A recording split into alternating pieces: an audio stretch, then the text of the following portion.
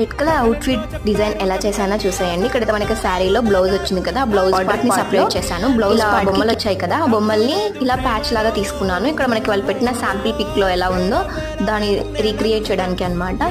So final గా అయితే neck అయితే ఇలా తీసుకున్నాను. అండ్ ట్రయాంగిల్ లేస్ యాడ్ చేశాను, చిన్నది మనకి బయట దొరుకుతుంది, మీరు కూడా చూడండి. అండ్ మీషోలో కూడా అవైలబుల్లో ఉందన్నమాట.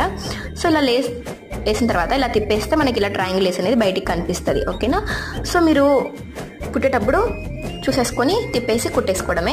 ఇక్కడ విధంగా మళ్ళీ రివర్స్ తిప్పేయడం ఎందుకు అనేసి ప్యాచ్ని రివర్స్ పెట్టేశాను. రివర్స్ పెట్టేసి పై వైపుకి తిప్పేసుకున్నా.